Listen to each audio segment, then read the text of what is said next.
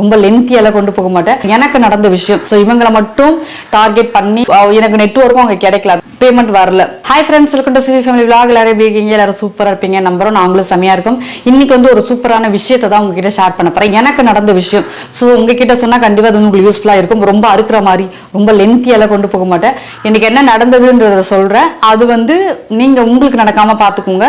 அதுக்கு என்ன பண்ணணுன்றதையும் சொல்கிறேன். ஸோ தன்னையிலே நீங்கள் பார்த்துப்பீங்க. சாரி ஆர்டர் பண்ணி போய் தான் பெரிய இஷ்யூன்னு சொல்ல முடியாது. ஆனால் அது வந்து எனக்கு ரொம்ப அப்படியே டே பை டே வந்து ஒரு மாதிரி ஆயிடுச்சு. ஸோ அதான் வந்து ஷேர் பண்ண போகிறேன். ஸோ இது வந்து பார்த்தீங்கன்னா நான் ஒரு வெப்சைட் கிடையாது. ஒருத்தவங்க வந்து யூடியூப் அவங்க ஃபேமஸான யூடியூபர் தான். அவங்க வந்துட்டு சாரி வந்து சேல்ஸ் பண்ண ஆரம்பிச்சிருக்காங்க. ஸோ அவங்களோட வந்து நான் ரெகுலராகவே பார்ப்பேன். அவங்களோட ரீல்ஸ் வீடியோஸ் எல்லாமே பார்ப்பேன். அவங்க தான் வந்து சாரி வந்து சேல்ஸ் பண்ண ஆரம்பிச்சிருக்காங்க. யாருன்னு நான் மென்ஷன் பண்ண வேண்டாம். ஏன்னா இது வந்து காமனாக எல்லாருக்குமே பொதுவான ஒரு விஷயம் தான். ஸோ இவங்களை மட்டும் டார்கெட் பண்ணி யாரையும் டார்கெட் பண்ணியே நான் சொல்லலை. எனக்கு நடந்த விஷயம் தான் இது. ஓகேவா? ஸோ வந்து ஒரு சாரி நாங்கள் பார்த்தோம். செட்டிநாடு காட்டன் தான் சாரி பார்த்தோம். பார்த்தோன்னே நாங்கள் அப்படின்னா யார் பார்த்தோம்? நானும் எங்கள் மாமியாரும் பார்த்தோம். ரெண்டு பேரும் வந்துட்டு ஒரே மாதிரி சாரி கட்டலாம் அப்படின்னு சொல்லிட்டு ஒரு ஐடியாவுக்கு வந்தோம். ரெண்டு பேரும் ஒரே மாதிரி சாரி கட்டலாம். எதுக்காக இந்த ஐடியானா, நாங்கள் ஊருக்கு போனோம். நீங்கள் தொடர்ந்து நம்ம வீடியோ பார்த்தீங்கன்னா உங்களுக்கே தெரியும். நாங்கள் வந்து ஒரு லாங் டூர் போயிருப்போம். ஸோ லாங் டூரில் கோவிலுக்கு போகலாம். அப்போ வந்து நம்ம ரெண்டு பேரும் ஒரே மாதிரி சாரி கட்டிக்கலாம் அப்படின்னு அப்போ வந்து விஷயம். ஸோ அந்த சாரி கட்டுறதுக்கு அந்த ஊருக்கு போகிறதுக்கு ஒரு 15 நாளைக்கு முன்னாடி தான் நான் அந்த சாரி ஆர்டர் போட்டேன். ஏன்னா அவங்க வந்து ப்ரீ புக்கிங் எல்லாமே வந்து 15 டேஸ் ஆகும் அப்படின்னு சொன்னாங்க. ஸோ ப்ரீ புக்கிங் மட்டும் தான் நாங்கள் எடுத்துக்கிட்டு இருக்கோம். 15 நாள் ஆகும் அப்படின்னு சொன்னாங்க. ஸோ ஆர்டர் நான் எப்படி பண்ணேன் அப்படின்னா வாட்ஸ்அப் மூலயமா தான், வெப்சைட் கிடையாது. ஸோ இதுதான் மெயினிங்க. வெப்சைட் மூலயமா நம்ம ஆர்டர் பண்ணணும் எந்த இஷ்யூமே வராது. ஏன்னா இருக்கிற ஸ்டாக் தான் அவங்க அப்டேட் பண்ணுவாங்க. நம்ம அப்படியே இது ஆன்லைன் அப்படியே ஆர்டர் பண்ணோம் அப்படின்னா அப்படியே நம்ம அட்ரஸ் கேட்கும், பேமெண்ட் பண்ணுவோம், எல்லாமே உடனே நமக்கு ஆகிடும். வாட்ஸ்அப் பண்ணுறதால என்ன ஆகுது அப்படின்னா 15 நாள் கழிச்சு தான் நமக்கு கிடைக்கும். அந்த மாதிரி தான் அவங்களுமே சொல்றாங்க, ப்ரீ புக்கிங் மட்டும்தான் அப்படின்னு சொல்லிட்டு. ஸோ ப்ரீ புக்கிங் பரவாயில்ல, நம்ம ஊருக்கு போறதுக்கு இன்னும் டைம் இருக்கே அப்படி கிட்டத்தட்ட எங்களுக்கு ஒரு 15 நாளைக்கு மேலே இருக்கு. ஸோ அப்போதான் வந்தால் கூட உடனே ப்ளவுஸ்லாம் தைக்க முடியும்னு சொல்லிட்டு ஆசையாக பார்த்தீங்கன்னா ஒரு ராமர் ப்ளூ செட்டிநாடு காட்டன் வந்து 2 வந்து ஆர்டர் பண்ணிட்டு பேமெண்ட் பண்ணியாச்சு. 15 டேஸ் ஆகும் அப்படின்னு சொல்லிட்டாங்க. ஏன்னா ப்ரீ புக்கிங் தான் போயிடுச்சு. அவங்களுக்குமே நிறைய வந்து இந்த மாதிரி நிறைய ப்ராப்ளம்ஸ் இருக்கு. ஏன்னா வந்து அவங்க ஆர்டர் எடுக்கணும், இவங்க கன்ஃபார்மாக பண்ணணும். ஏன்னா நிறைய பேர் கேட்டுட்டு இருப்பாங்க. சில பேர் மட்டும் தான் பேமெண்ட் பண்ணுவாங்க. அந்த பேமெண்ட்க்கு ஏற்ற மாதிரி எத்தனை பேர் பண்ணியிருக்காங்களோ அவங்களுக்கு ஏற்ற மாதிரி அவங்க ஆர்டர்ஸ் கொடுக்கணும். அங்கே நெசவு வந்து அது தைக்கணும். தைச்சதுக்கு அப்புறம் நெசவு நெஞ்சு இது பண்ணதுக்கு அப்புறம் அவங்களுக்கு வரும். அவங்களுக்கு எத்தனை நாள் எடுத்துப்பாங்கன்னு தெரியும். ஸோ இந்த கோத்ரூலாம் வச்சு தான் அவங்க 15 டேஸ் சொல்றாங்க. ஸோ 15 டேஸ் ஆச்சா, 10 டேஸ் ஆச்சு. சாரி, ஒரு 10 டேஸ் ஆனதுக்கப்புறம் ஒரு ரிமைண்டருக்காக நான் போட்டேன். சரி சாரி ஆர்டர் பண்ணியிருக்கேன், இன்னும் வந்துட்டு என்ன அப்டேட்டு என்ன ஆச்சு வந்துச்சாலாம் கேட்கல. ஏன்னா 15 நாள் சொல்லிட்டாங்க, 10 நாள் தான் ஆயிருக்கு. அதனால என்ன அப்டேட்டுன்னு சொல்லிட்டு நான் போட்டிருந்தேன். அவங்க என்ன சொன்னாங்க அப்படின்னா, இது இப்போ ஆன்கோயிங் மேம், இன்னும் ஒரு திஸ் வீக் இல்லாட்டி நெக்ஸ்ட் வீக்கில் வந்துடும் அப்படின்னு சொன்னாங்க. ஆக்சுவலாக அவங்க சொன்னது பிரகாரம் அப்படிதான். திஸ் வீக் அப்படின்னா 70 டேஸ் ஆகிடும். மேபி 70 டேஸ் முடியும் போது கிடைக்கும். அப்படி இல்லைன்னா அதுக்கு அடுத்த வாரம் கிடைக்கும். ஏன்னா 15 நாள் நம்ம கன்ஃபார்ம் அவங்களே வந்து சொல்ல முடியாது, ப்ளேம் பண்ண முடியாது. ஆனால் அவங்க அதுக்கேற்ற மாதிரி தான் நமக்கு வந்துட்டு ரெக்யர்மெண்ட்டும் சொல்கிறாங்க. கண்டிப்பாக 15 நாள் ஆகும்னு சொல்கிறாங்க. 10 நாள் சொல்ல 15 நாள்ன்றாங்களா? 15 நாள் ஆச்சா, 17வது நாள் ஆச்சா, அதுக்கப்புறம் 18 நாள் ஆயிடுச்சா. எங்களுக்கு இன்னும் ஒரு 3 நாள் நாங்கள் ஊருக்கு போக வேண்டியது இருக்கா. அதனால் நான் என்ன பண்ண, திரும்ப வந்துட்டு எனி அப்டேட்டுன்னு சொல்லி கேட்டேன். திஸ் வீக்குன்னு சொன்னாங்க. திஸ் வீக் யோசிச்சு நான் இந்த வாரம் தான் ஊருக்கு போகிறேன். இந்த வாரம் முன்னாடி ஒரு நாளைக்கு முன்னாடி கிடைச்சா கூட ஓகே, அந்த டேட்டும் சொல்கிறேன். ஒரு நாள் முன்னாடி கிடைச்சா கூட ஓகே. இது எல்லாமே வந்துட்டு கால் கிடையாது. ஏன்னா அவங்க கால் எடுக்கவே இல்லை. வாட்ஸ்அப்பில் வந்துட்டு வாய்ஸ் மெசேஜ். ஒரு ப்ளஸ் பாயிண்ட் என்ன அப்படின்னா, உடனே அவங்க ரிப்ளை பண்ணாங்க. எது போட்டாலும் உடனே ரிப்ளை பண்ணாங்க. அதில் ஒரு ப்ளஸ் பாயிண்ட். ஸோ அவங்க வந்துட்டு நம்மளை ஏமாற்ற மாட்டாங்கன்ற ஒரு நம்பிக்கை வந்து அவங்க கொடுத்துட்டாங்க. நாங்கள் என்ன நீங்கள் போட்டாலும் நாங்கள் உடனே ரெஸ்பான்ஸ் பண்ணுவோம் அப்படின்னு சொல்லிட்டு. ஏன்னா அந்த மாதிரி பண்ணாத ஆட்களும் இருக்காங்க. ஸோ அதனால அதுக்காக நான் சொல்கிறேன். உடனே ரிப்ளை பண்ணிட்டாங்க. நான் இந்த வீக் ஊருக்கு போகிறேன் அப்படின்னு சொல்லிட்டேன். திஸ் வீக் கண்டிப்பாக கிடைச்சிரும் அப்படின்னு சொன்னாங்க. சரி, நான் என்ன நினச்சேன், ஒரு நாள் போதும் நமக்கு, 1 மணி நேரம் 2 மணி நேரத்தில் சாரி தைச்சிடலாம், ஆச்சு ப்ளவுஸ் தைச்சிடலாம்ல. சரி அதனால ஓகே அப்படின்னு சொல்லிட்டு நான் அப்படி யோசிச்சு வச்சுருந்தேன். நாளைக்கு ஊருக்கு போகிறோம். இன்னைக்கு நான் வந்து இது பண்ணுறேன், எனி அப்டேட் அப்படின்னு சொல்லி கேட்டேன். திஸ் வீக் எண்ட் இல்லை நெக்ஸ்ட் வீக் வரும்ட்டாங்க. ஐயோ 20 நாளைக்கு மேலே போதே அப்படின்னு சொல்லிட்டு, சரி ஓகே நாங்கள் ஊருக்கு போயிட்டு வந்துட்டு நமக்கு அடுத்தது வந்து இந்த பர்த்டே ஃபங்க்ஷன் இருக்குல்ல, பர்த்டே ஃபங்க்ஷனுக்கு நம்ம 2 பேரும் ஒன்றா கட்டிக்கலாம் அப்படின்னு சொல்லிட்டு பிளான் பண்ணோம். சரி இந்த ஊர்லேயே நாங்கள் வந்து பார்த்தீங்கன்னா ஒரு வாரத்துக்கு மேலே ஆயிடுச்சு. நான் நடுவுலையும் வந்துட்டு ஏன்னா நான் இங்கே இல்லை வேற, சப்போஸ் இங்கே சாரீ வந்துச்சுன்னா என்ன பண்ணுறதுன்னு அவங்களுக்கு மெசேஜ் போட்டேன். நீங்கள் வந்து சாரீ டிஸ்பேச் பண்ணுறதுக்கு முன்னாடி எனக்கு ஒரு மெசேஜ் மட்டும் போடுங்க, உங்கள் ஆர்டர் இன்னைக்கு போயிடும்னு சொல்லிட்டு, ஏன்னா நான் வந்து பக்கத்து வீட்டில் வந்து வாங்கி வைக்க சொல்லணும் அப்படின்னு சொன்னேன். அவங்க வந்து சரி அப்படின்னு சொல்லிட்டாங்க.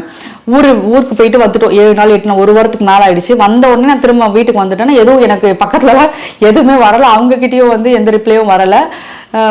எனக்கு நெட்வொர்க்கும் அங்கே கிடைக்கல, அதனால பெருசாக மெசேஜ் பண்ண முடியல. வந்ததுக்கு அப்புறம் என்ன பண்ண அப்படின்னா திரும்ப வந்துட்டு மெசேஜ் அனுப்பிச்சேன், நெக்ஸ்ட் எனி அப்டேட்னு திஸ் வீக் அப்படின்னாங்க.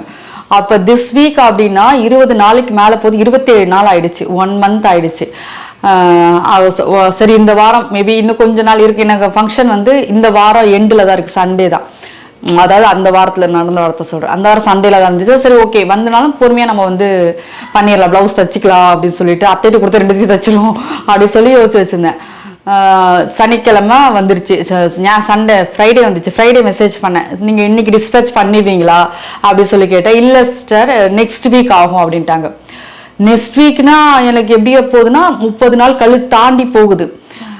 எனக்கு எமர்ஜென்சிக்காக தான் அந்த சாரீ பிடிச்சிருக்கு, நம்ம பார்த்தோன்னே பிடிச்சிருக்கணும். அதுக்கப்புறம் நிறைய கலர்ஸ் வர ஆரம்பிச்சிடுமா, அப்புறம் நமக்கு வந்து ஒரு இன்ட்ரெஸ்ட்டும் போயிடும். ஒரு கலர் பார்த்தோன்னே பிடிச்சோன்னே நம்ம போடுவோம்ல. சரி சொல்லிட்டு முடிஞ்சிருச்சு. நெக்ஸ்ட் வீக் வந்து என் பர்த்டே ஃபங்க்ஷனில் அப்படியே பிஸியாக போயிட்டேன். முடிஞ்சதுக்கப்புறம் நான் திரும்ப வந்து மெசேஜ் பண்ணுறேன், இல்லை இந்த வீக் ஃபுல்லாகவே ஆகும் நாங்கள். அது அப்போ பார்த்தீங்கன்னா 30 நாளுக்கு மேலே போகுது. அப்போ நான் என்ன பண்ணிட்டேன், ஒரு சாரீக்கு வந்து ஒரு 15 நாள் வெயிட் பண்ணலாம். சரி அப்படி இப்படின்னா 20 நாள், நான் 1 மாதம் தாண்டி வெயிட் பண்ணிச்சுக்கே எனக்கு சாரீ வேணாம், நீங்கள் வந்து பேமெண்ட் இது பண்ணிடுங்க அப்படின்னு சொல்லிட்டாங்க. இல்லை சார் ப்ரொடக்ஷன் சைடு கொஞ்சம் லேட் ஆகுது, இது வந்து டிமாண்டான சாரீ நிறைய பேர் கேட்டிருக்காங்க அப்படின்னாங்க. எனக்கு புரியுது சிஸ்டர், ஆனால் 1 மாதத்துக்கு மேலே எப்படி வெயிட் பண்ணுறது அப்படின்னா, இந்த வீக் மட்டும் கண்டிப்பாக உங்களுக்கு வந்துரும்னு சொன்னாங்க. சரி ஓகே அப்படின்னாச்சு. 35 நாள் 37 நாள் ஆயிடுச்சு. இந்த வாரம் ஃபுல்லாக முடிஞ்சிருச்சு, அந்த வாரம் ஃபுல்லாக முடிஞ்சிருச்சு. அந்த வாரம் வீக்கெண்ட்லேயே நான் கேட்குறேன், சனிக்கிழமை கேட்குறேன், எனி அப்டேட்டுன்னு கேட்டால் இல்லை நெக்ஸ்ட் வீக் கண்டிப்பாக வந்துடும் அப்படின்னாங்க. இது போய்கிட்டே இருக்கு. ஏன்னா அவங்க அஷூரன்ஸ் எப்படி எல்லாமே கொடுக்குறாங்க, நெக்ஸ்ட் வீக் கண்டிப்பாக வந்துடும், நெக்ஸ்ட் வீக் கண்டிப்பாக வந்துடும், இந்த வீக் எண்டு கண்டிப்பாக வந்துடும் அப்படின்னாங்க. எனக்கு வேணாம் அப்படி எங்கள் அத்தையும் என்ன சொல்லிட்டாங்க, வேணாப்பா ட்ராப் பண்ணிடலாம், நம்ம வேற ஏதாவது நேராக கூட போய் வாங்கிக்கலாம். ஏதோ ஒரு கடை சொன்னாங்க, அந்த கடையில் நிறைய செட்டிநாடு காட்டன் இருக்கு, கலெக்ஷன்ஸ் இருக்கு அப்படின்னா. சரி ஓகே, ஏன்னா பைசா வந்து அவங்க தான் பே பண்ணாங்க, நம்ம 2 பேருக்கு வாங்கலான்னு அவங்க தான் காசு கொடுத்தது. சரி ஓகே எனக்கு வேணாம் சிஸ்டர், எனக்கு பேமெண்ட் ரிட்டர்ன் போட்டுருங்க, எனக்கு சாரீ இப்போதைக்கு வேணாம், வரும்போது நான் ஆர்டர் பண்ணிக்கிறேன் அப்படின்னு சொல்லிட்டேன். அவங்க உடனே வந்துட்டு பதில் எதுவுமே சொல்ல, இல்லை வெயிட் பண்ணுங்க அப்படின்னு சொல்லலை. ஓகே சிஸ்டர் நான் வந்து இது அட்மின்ல வந்துட்டு அப்டேட் பண்ணிட்டு உங்களுக்கு இன்னைக்கு பேமெண்ட் போட்டுறேன். நாங்கள் பேமெண்ட் வரல. நெக்ஸ்ட் டே வந்து திரும்ப மார்னிங் கேட்குறேன், எனக்கு பேமெண்ட் ரிசீவ் ஆகல, பேமெண்ட் பண்ணியாச்சா அப்படின்னா. அட்மின் நேற்று சொன்னால் அவங்க லைன் பை லைன் நிறைய பேருக்கு பேமெண்ட் ரிட்டர்ன் கொடுத்துட்டு இருக்காங்க, ஸோ வெயிட் பண்ணுங்க இன்னைக்கு வந்துடும். நாங்கள் வரலை. நெக்ஸ்ட் டே வந்துட்டு எனக்கு இன்னும் வரல சிஸ்டர், ப்ளீஸ் என்னன்னு செக் பண்ணி சொல்லுங்கன்னு அட்மின்ட்ட சொன்னால் அவங்க இன்னும் செக் பண்ணலை போல, நாங்கள் இன்னைக்கு கன்ஃபார்ம் பண்ணிடுறேன், இன்னைக்கு நைட்டுக்குள்ளே உங்களுக்கு வந்துடும். நாங்கள் வரலை. 4வது நாள் 5வது நாள் 6வது நாள் 7 போச்சு 8 போச்சு 10 நாள் ஆச்சு. 10வது நாள் வந்து அப்போதான் நான் வந்து அப்போ கிட்டத்தட்ட எவ்வளோ நாள் ஆச்சுன்னு பார்த்தீங்கன்னா 1.5 மாதத்துக்கு மேலே தாண்டி போயிட்டு இருக்கு. அப்போதான் எனக்கு வந்து அப்போதான் கோவம் வருது லைட்டாக. நான் அப்போ தான் சொல்லிட்டேன், உங்களை நம்பி தான் நான் உங்களை ஆர்டர் போட்டேன், எனக்கு நீங்கள் இப்படி பண்ணுறது ரொம்ப டிசப்பாயின்மெண்ட்டாக இருக்குது, எனக்கு சாரீ வேண்டாம் ப்ளீஸ், என்னோட பேமெண்ட்னாலும் நான் கொஞ்சம் அட்ஜஸ்ட் பண்ணிப்பேன், எங்கள் மாமியார் போட்டது எங்களுக்குள்ள சண்டை வந்துடும் போல், ப்ளீஸ் தயவுசெய்து எனக்கு பேமெண்ட் கொடுத்துருங்க அப்படின்னு சொன்னேன். சொல்லியுமா இன்னைக்கு பேமெண்ட்டும் வரல, ரிப்ளையும் வரல. பயம் ரொம்ப அதிகமாகிடுச்சு. நெக்ஸ்ட் டே வந்து வாய்ஸ் மெசேஜ் கால் பண்ணேன், 4-5 வாட்டி தொடர்ந்து கால் பண்ணிகிட்டே இருக்க, கால் எடுக்கல. அவங்க முதல்ல கால் எடுக்க மாட்டேன்னு சொல்லிட்டாங்கன்னு நினைக்கிறேன். கால் எடுக்கல. திரும்ப வாட்ஸ்அப்பில் வந்துட்டு இது எங்கள் ஃபேமிலிக்குள்ளேயே சண்டை வந்துடும் போல், ப்ளீஸ் என்ன பேமெண்ட் மட்டும் ரிட்டர்ன் பண்ணிடுங்க அப்படின்னு.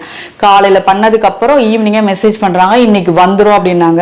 நீங்க என்னதான் நினைச்சிட்டு இருக்கீங்க, இப்படி பண்ண உங்ககிட்ட எப்படி ஆர்டர் பண்ணுவாங்க, உங்களை ஒரு நம்பி ஃபாலோ பண்ணி தான் உங்ககிட்ட வரும், நீங்க வந்து சாரி கூட டிலே ஆகுது, ஓகே பேமெண்ட்டாவது உடனே நீங்க போட்டுருணும்ல அப்படின்னு சொன்னதுக்கு அப்புறம், இது வந்து நான் உங்ககிட்ட பொலைட்டா சொல்ல கொஞ்சம் ஹாஷா தான் சொன்னேன், இப்படி பண்ணா நீங்க எப்படி அப்படின்னு சொன்னதுக்கு அப்புறம் அடுத்த 1 மணி நேரத்துல பேமெண்ட் போட்டாங்க. பேமெண்ட் போட்டோன்னா தேங்க்ஸ் அப்படின்னு போட்டா அதுக்கப்புறம் எந்த ரிப்ளையும் பண்ணல.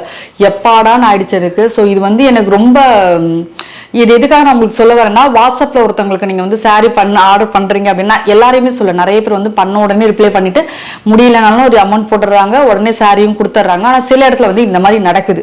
ஸோ நீங்கள் ஆர்டர் பண்ணுறீங்க அப்படின்னா ஃபர்ஸ்ட் உங்களுக்கு சாரீ பிடிச்சிருக்குன்னா வெப்சைட் மூலமா ஆர்டர் பண்ணுற ஆப்ஷன் இருக்குதா, அந்த இடத்துல வந்து நமக்கு கிடைக்குமான்னு பாருங்கள். இருக்குன்னா நீங்கள் அப்படி ஆர்டர் பண்ணிட்டீங்கன்னா பெஸ்ட்டு. ஏன்னா இருக்கிறதா அவங்க அப்டேட் பண்ணுவாங்க, உடனே நம்ம பண்ணிடலாம். வாட்ஸ்அப் மூலம் பண்ணுறீங்க அப்படின்னா எனக்கு கண்டிப்பாக வந்து இத்தனை நாளுக்குள்ளே வேணும், இல்லைன்னா பேமெண்ட் எனக்கு உடனே போடணுன்ற மாதிரி பேசிட்டு நீங்கள் பண்ணிடுங்க. ஏன்னா எனக்கு இந்த மாதிரி நடந்துருச்சு. ஸோ இதெல்லாம் உங்ககிட்ட வந்து ஷேர் பண்ணணும்னு நினச்சேன். ஸோ இது வந்து கண்டிப்பாக உங்களுக்கு யூஸ்ஃபுல்லாக இருந்திருக்கும்னு நினைக்கிறேன். இந்த மாதிரி நீங்கள் saree ஆர்டர் பண்ணுறீங்கன்னா இந்த மாதிரி பல விஷயங்களை நீங்கள் யோசிச்சு தான் வந்து saree ஆர்டர் பண்ணணும். ஸோ இந்த வீடியோ உங்களுக்கு பிடிச்சிருக்கும் நம்புறேன். ரொம்ப போர் அடிச்சதானே எனக்கு தெரியல. இதை வந்து கண்டிப்பாக நான் உங்ககிட்ட ஷேர் பண்ண ரொம்ப நாளாக யோசிச்சு இது எப்போ நடந்தது எப்பயும் நடந்ததுன்னா ஆயிடுச்சு, ஒரு 3-4 வாரம் ஆயிடுச்சு. உங்ககிட்ட சொல்லணும்னு நினச்சிட்டே இருந்தேன். அதனால தான் இதை வந்து உங்ககிட்ட ஷேர் பண்ணேன். நான் உங்கள் எல்லாரையும் அடுத்த வீடியோ சந்திக்கிறேன். அது வரைக்கும் பை.